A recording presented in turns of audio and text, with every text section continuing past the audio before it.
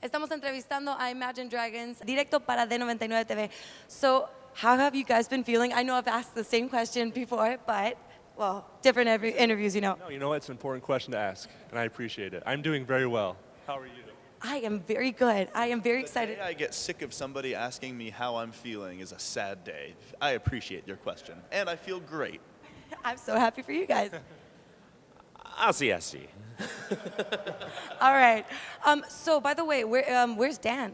He's actually not feeling well. So. Oh no! Yeah, we were stuck on a tarmac in America for about 8 hours, 7-8 hours. So we didn't get until like 3 or 4 in the morning. So he kind of had a rough day. So. Yeah, in order to sing, you really need to be able to rest your vocal cords for at least 8 hours. So we didn't really.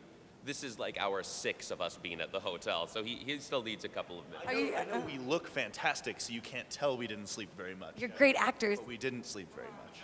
He says hello and he loves you. Thank you so much. Tell him I appreciate that very much. All right, so you released your newest album, Smoke and Mirrors, and you've released also several singles like Warriors, which is a great video, and you made like a collaboration with a team of producers, like video producers. Where did that come from? Anyone? First, that collaboration came between us and Riot Games for League of Legends. We had played the game already, and then when the opportunity came up, we were really excited about being able to write a song for the World Championships and go perform it in Korea. But this, the song, they made this, incredible, video with all of the players and people flying in the sky and stuff, and Video. yeah, it's.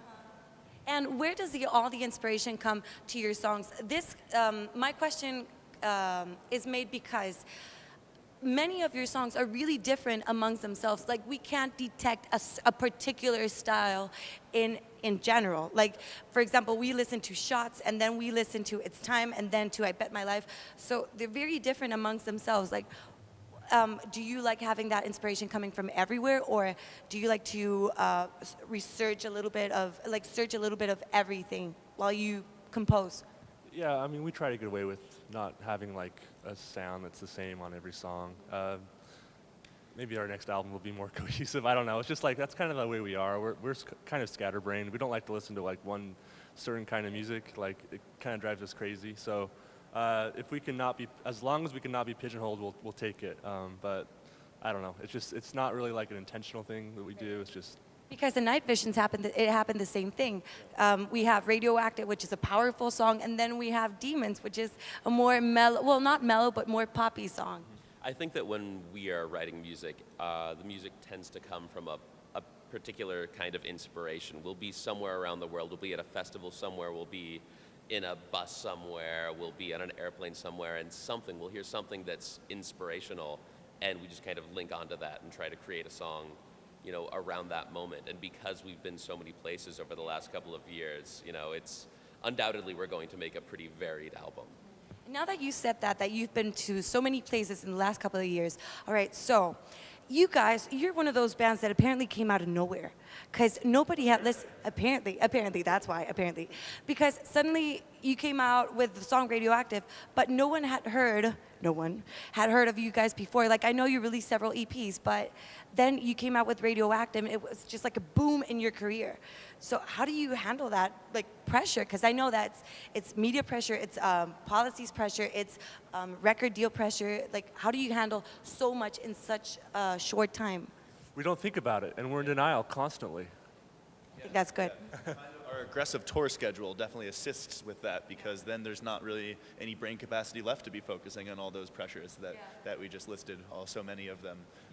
We really try to stay focused on just creating and performing the music. That's really what it's always been about for us, is the music and getting to connect our music to our fans.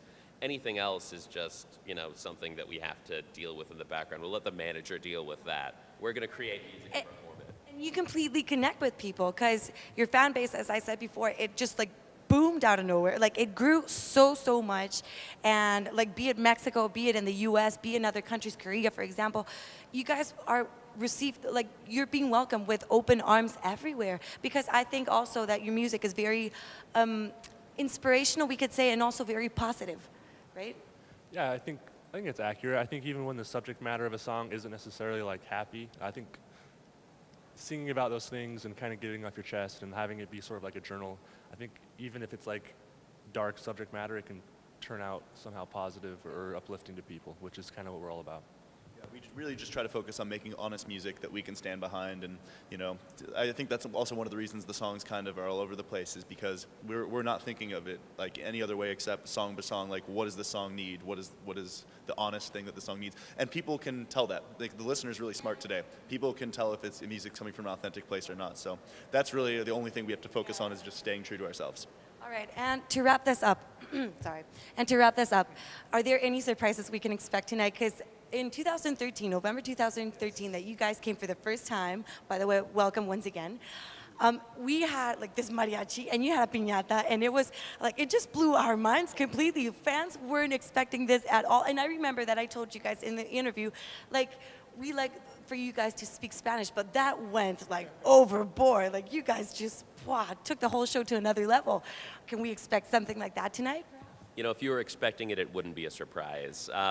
The mariachi thing, actually, we decided to put that together very, very last minute. We barely got to get everybody to come out there in time. Yeah.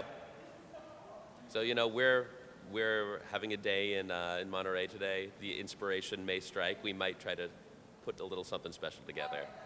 That sounds great. And what is coming for you guys after this? Like, after this festival, where are you heading to? Mexico City is our next destination, and then we focus on bringing Smoke and Mirrors to North America.